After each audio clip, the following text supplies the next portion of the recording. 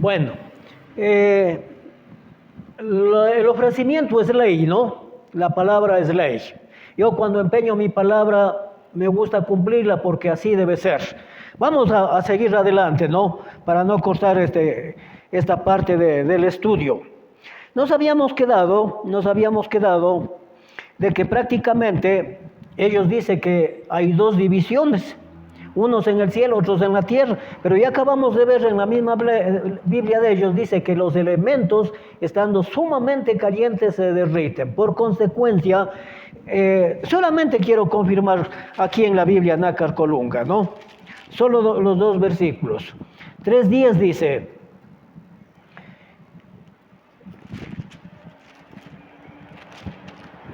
ya, a ver, el 10.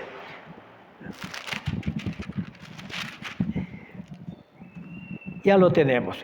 Pero el día del Señor vendrá como ladrón en la noche, en el cual los cielos pasarán con gran estruendo y los elementos ardiendo serán deshechos y la tierra y las obras que en ellas hay serán quemadas. El 12, esperando y apresurándonos para la venida del día de Dios, en los cuales los cielos encendiéndose serán deshechos y los elementos siendo quemados se fundirán. ¿En qué tierra van a vivir? Esa es la gran pregunta, ¿no? Vamos al número 10. La frase manada pequeña dicen que es del remanente que quedaba de los testigos de Jehová después del año 1914-18, y que son los 144,000. Eso dicen en la palabra de ellos, en el libro de ellos, Sea Dios Veraz, páginas 137, 250, 255 y 260. Aquí no nos está hablando, nada tienen que ver aquí, no tienen parte ni arte, como se decir yo, los famosos testigos de Jehová. Más bien aquí nos habla de lo siguiente, ¿no? Aquí nos está hablando de las personas, nos habla de las personas que iban a obedecer a la palabra de Dios y se iban a convertir en cristianos. De eso nos está hablando aquí. Vamos a ver, ¿no?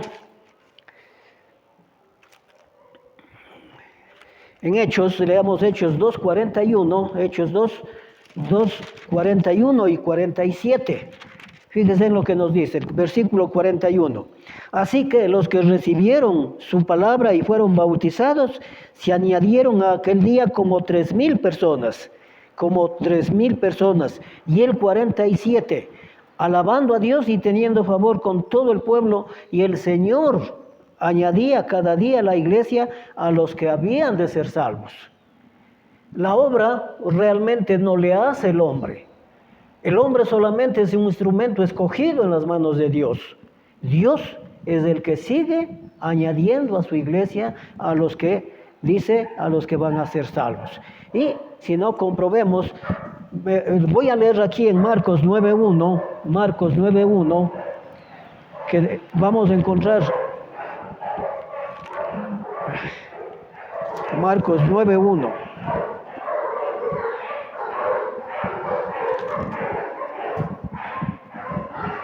Bueno,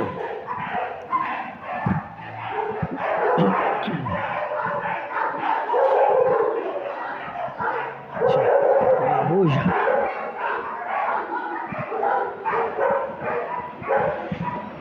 Bueno, un inconveniente improviso, ¿no? Bueno, veamos Marcos 9:1 en la Biblia de ellos.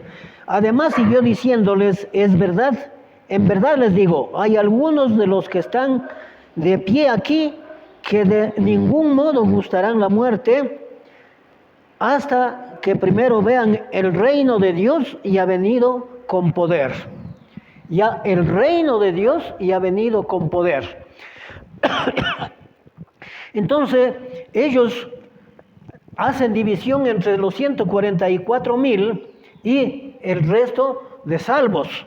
No, para ese entonces ellos dicen que la iglesia todavía no existía, que para eso todavía no existía la iglesia, pero voy a leer aquí en la Nácar Colunga, Colosenses 1:13. ya estuvo pues la iglesia allí. ¿Por qué? Porque en Marcos 9:1 dice que había personas que no iban a morir hasta que vean el establecimiento del reino o la iglesia, porque es exactamente lo mismo. Y fíjense, aquí encontramos nosotros la iglesia, Colosenses 1:18. Pero todo lo he recibido y tengo abundancia, perdón, Colosenses 1:8, estoy leyendo mal. Ya. Y Él es la cabeza del cuerpo que es la iglesia. Él es en el principio el primogénito de entre muchos muertos, para que en Él tenga la preeminencia. Cristo es la cabeza de la iglesia. ¿Y por qué cabeza de la iglesia? Porque la iglesia ya estaba pues presente ahí. Fue instaurada o edificada o establecida, como quiera decirse, en el día de Pentecostés. Pero ellos dicen que no.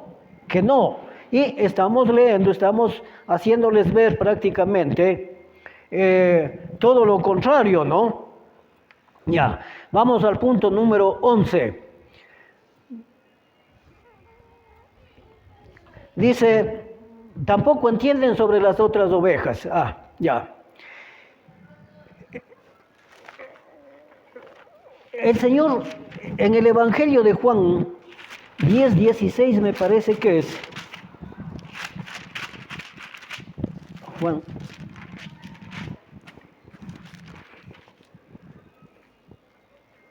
Ya. Dice, también tengo otras ovejas que no son de este redil.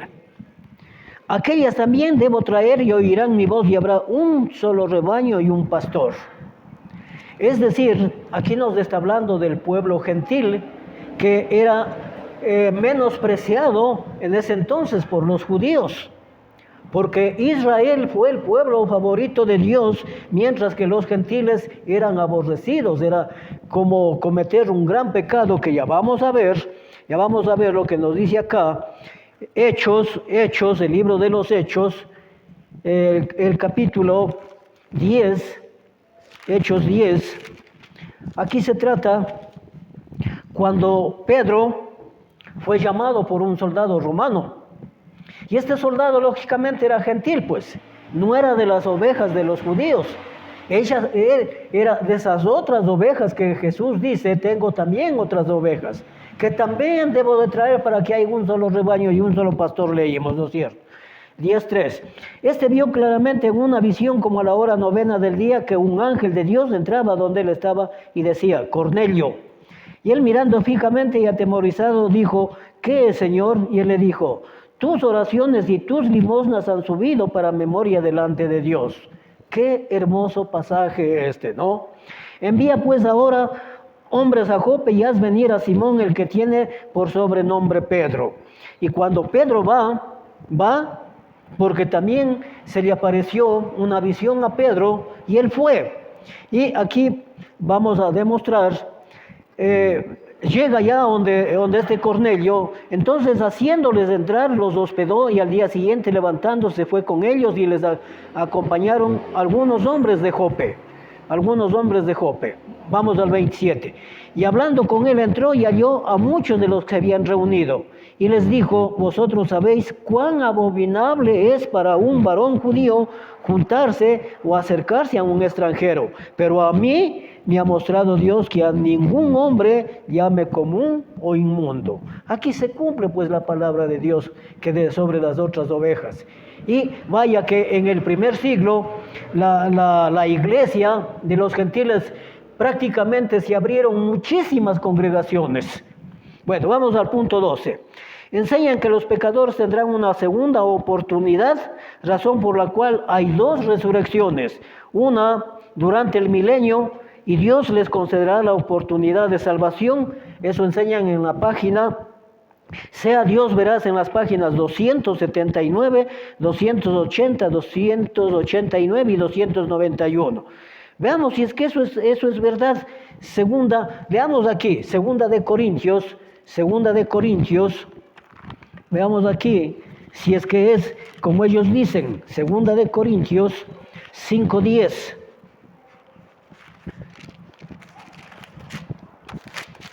Ya. Segunda de Corintios 5:10. Fíjense, porque todos nosotros tenemos que ser puestos de manifiesto ante el tribunal de Cristo, para que cada uno reciba su retribución por las cosas hechas por medio del cuerpo, es decir, cuando estaba en vida, según las cosas que haya hecho, que haya practicado, sea bueno o sea malo. ¿En dónde está pues que hay aquí dos grupos? No existe esa situación, no existe tal cosa. Entonces,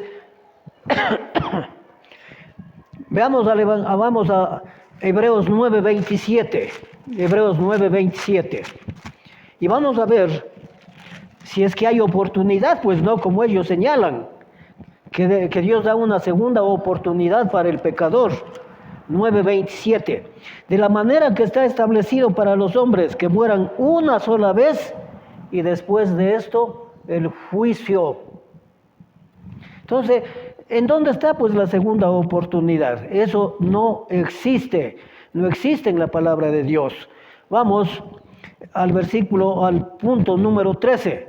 Enseñan que el reino fue establecido en 1914 en la página Sea Dios Veraz, páginas 141, 201, 202 y 253. Ya. Enseñan que el reino fue establecido. Veamos prácticamente, bueno, hay que acabar este programa. Me resulta muy difícil el manejo de esta Biblia, ¿no? Pero estamos comprobando si en muchos textos dicen exactamente lo mismo. Cierto es, con diferentes palabras será todo igual.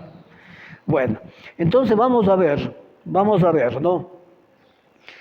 Dice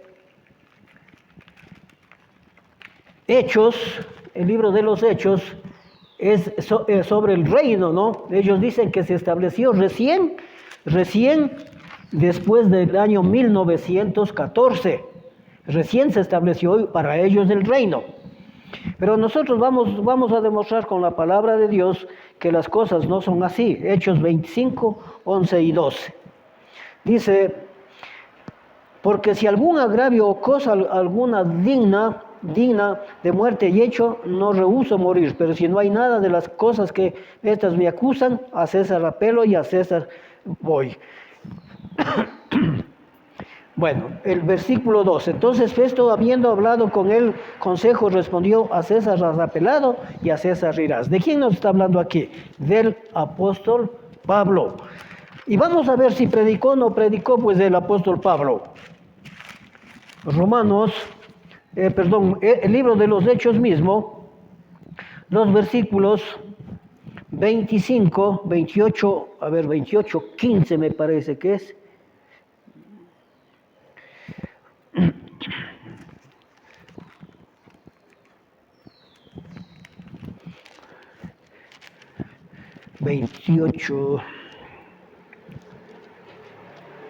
Ya.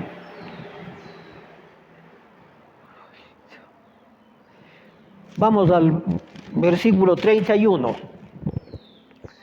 Ya. Predicando el reino de Dios y enseñando acerca del Señor Jesucristo abiertamente y sin impedimento.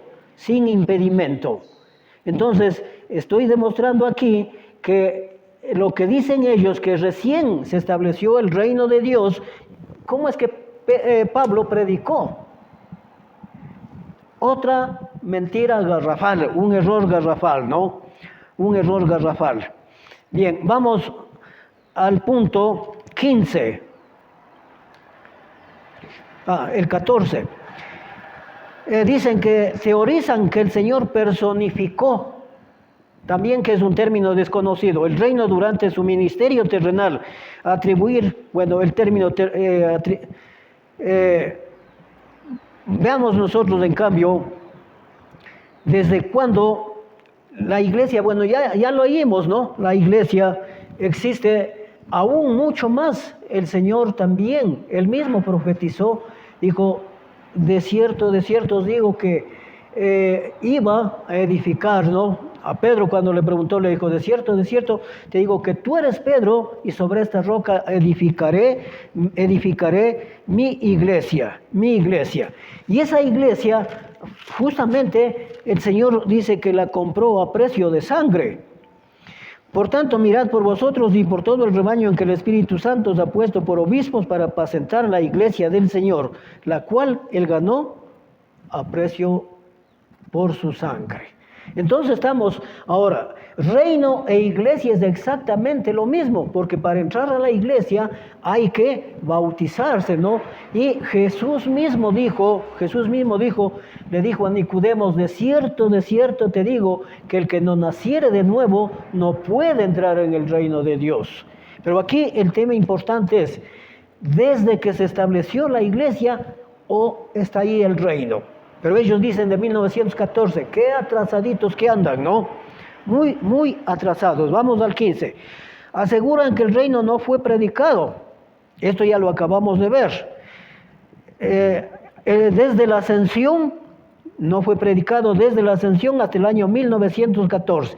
Y yo ya he demostrado que Pablo predicó el reino de Dios. Si no, leamos otro textito más, ¿no? 28, el versículo 23. Vamos a ver. Y habiéndole señalado un día, vinieron a él muchos a la posada, a los cuales les declaraba y les testificaba el reino de Dios desde la mañana hasta la tarde, persuadiéndoles acerca de Jesús, tanto por la ley de Moisés como por los profetas. Entonces, fíjense, vamos a otro punto. El 16 dicen que uno de los propósitos del reino es pelear contra los gobiernos de la tierra. ¡Qué audacia que tienen!, ¿no? Esto lo dicen en la página Sea Dios Veraz 142. En cambio, aún nuestro Señor en el Evangelio de Juan, cuando estaba a punto de ir a la crucifixión, dijo lo siguiente, 18, 36 y 37. Respondió Jesús, mi reino no es de este mundo. Aquí no vayan a entender mal, ¿no? El reino se instauró desde el establecimiento de la iglesia, pero aquí todavía no había. Y por eso él le dice, mi reino no es de este mundo. Si mi reino fuera de este mundo, mis servidores pelearán para que yo no fuera entregado a los judíos, pero mi reino no es de aquí. No, mi reino no es de aquí. Y el 37, le dijo entonces Pilato luego, ¿tú eres rey? Respondió Jesús. Tú dices que yo soy rey. Yo para este no he nacido y para esto he venido al mundo, para dar testimonio de la verdad. Todo aquel que es de la verdad oye mi voz. Todo aquel que oye la verdad oye mi voz. Entonces los testigos no pueden oír, pues no, porque enseñan muchas cosas mal. Bueno, vamos a otro punto rápidamente, ¿no? Declaran que ninguna organización, a excepción de ellos, tienen el derecho de gobernar la tierra. Esto lo dicen en el libro Sea Dios Veraz. Ya. ¿Qué más? Hacen de la batalla de Armagedón una guerra terrenal en la cual pelearán los testigos terrenales, testigos contra todos los que no son de su grupo. Ahí estamos fregados porque si soy católico, soy cristiano, son pentecostales, adventistas, todos son enemigos de los testigos de Jehová. Y los van a aniquilar según ellos, pues no. Esto enseñan en el libro Sea Dios Veraz, páginas 205, 206, 256. Eso es lo que ellos enseñan. Ya.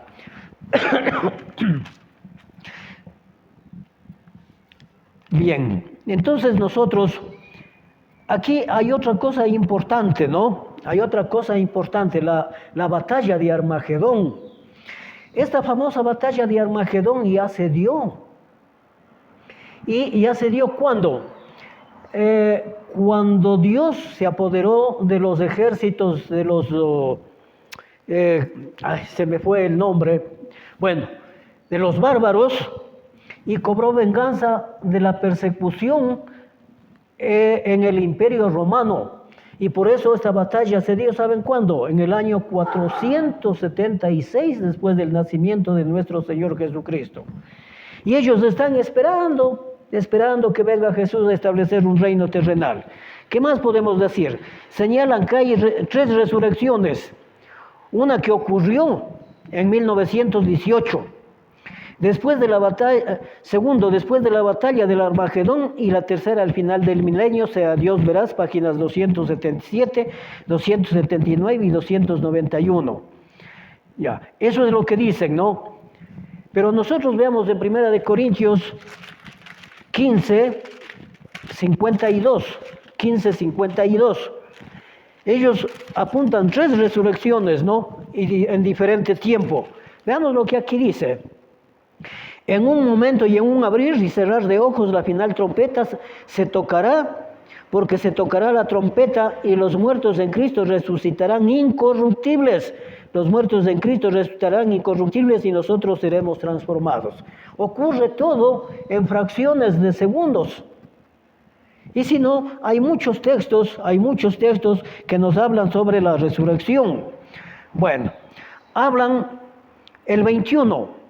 Afirman que la transformación de 1 de Corintios 15, 51, 52, solo el remanente por lo cual Dios los está efectuando en nuestros días, sea Dios verás, en la página 203, a ver si me explico, que la transformación que nos dice aquí, en un abrir y cerrar de ojos, eso dice que lo está haciendo a un remanente de los testigos de Jehová en estos días, y del resto, ¿a dónde nos querrán mandar, no? Pero quiero leer un texto de 1 de Tesalonicenses, el capítulo 4, 15 al 17. Ahí se nos va a aclarar el panorama un poquito. Ya, 15 al 17. Mirad que ninguno pague mal a otro mal por mal. Antes seguid siempre lo bueno unos para con otros y con todos. Perdón, estoy leyendo mal. Capítulo 4 es, perdónenme. Dice, luego nosotros los que vivimos, los que hayamos quedado, seremos arrebatados juntamente con ellos en las nubes. No es con los testigos, por si acaso, no. Juntamente con los testigos, no. Juntamente con ellos para recibir al Señor en el aire, y así estaremos siempre con el Señor. Aquí hay dos cosas. Yo tengo elaborado ese estudio. El apóstol Juan dice que vio descender la nueva Jerusalén. Aquí en cambio dice que subiremos hacia arriba. No vamos a estar aquí en esta tierra, definitivamente. Ya. Hablan de una resurrección terrestre. La Biblia no emplea esta fraseología. Nadie resucitará para vivir en esta tierra, por lo que nosotros ya vimos lo que ocurre en segunda de Pedro 3:10. Vamos a leer Apocalipsis 20:15, para que nos demos de cuenta.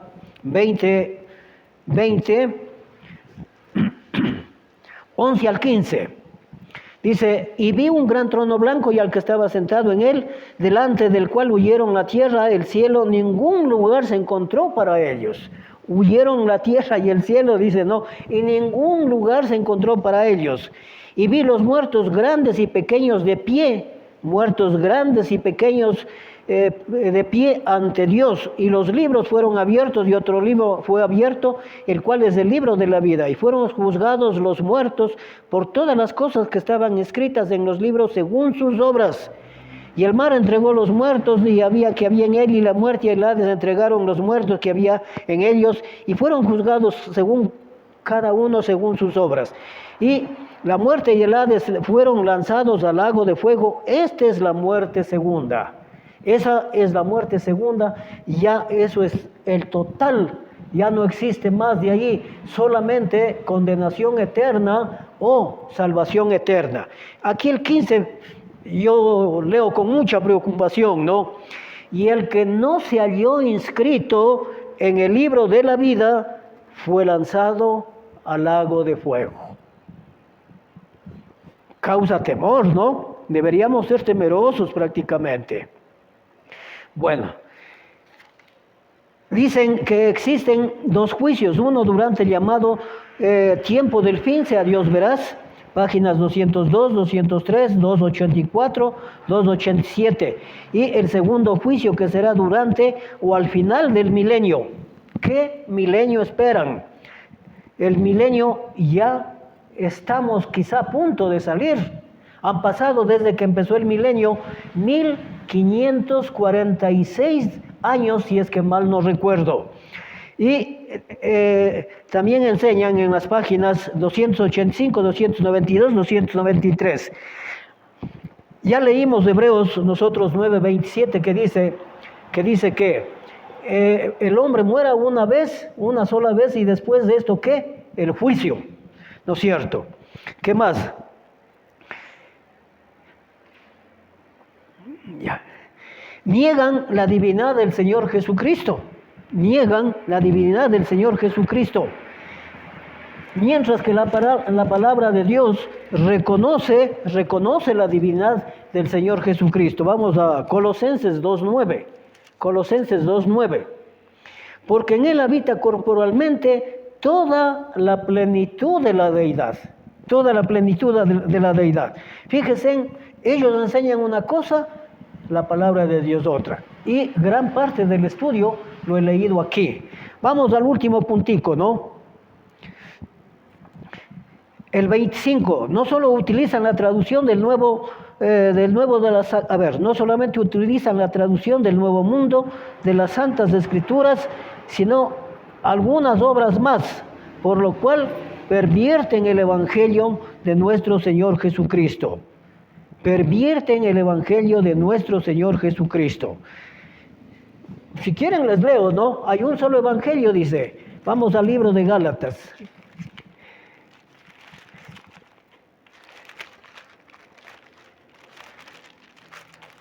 Ya, aquí dice muy clarito, capítulo 1, versículo 6 al 8 nomás vamos a leer. Estoy maravillado de que tan pronto os hayáis alejado del que os llamó por la gracia de Cristo para seguir un evangelio diferente. No que haya otros, sino que hay algunos que os perturban y quieren pervertir el evangelio de Cristo. Todo el que no se somete a la voluntad de Dios hace eso, pervierte el evangelio. Ya, más y aún nosotros, refiriéndose a los apóstoles, ¿no? O un ángel del cielo os anunciar y otro evangelio diferente del que hemos anunciado, sea anatema. Y una última cosa que quiero decir. Si un hogar, los testigos trabajaban muy duro, ahora se han detenido justamente por esta pandemia, no salen ahora. Pero no sé yo cuándo Dios quitará, porque esto viene de Dios, no sé. Pero cuando convierten a un hogar, o solamente al esposo, a la esposa, ese hogar se destruye. ¿Por qué? Yo tengo mucho conocimiento aquí de hogares que destruyeron. ¿Por qué? Porque le dicen que el testigo, el que se hizo testigo de Jehová, es un santo, es todo lo mejor. Mientras que el cónyuge, sea el hombre o sea la mujer, es un demonio. Entonces, ¿qué le dicen? ¿Qué prefiere? ¿Vivir con Dios o con un demonio? Y es lógico que van a decir, pues no, con Dios. ¿Cuántos hogares destruidos? Bueno, con mi oración al Señor, que realmente cambien en su manera de pensar, en su actitud, y conviértase solamente en lo que produce la Biblia, cristianos, nada más. Muchísimas gracias por hoy.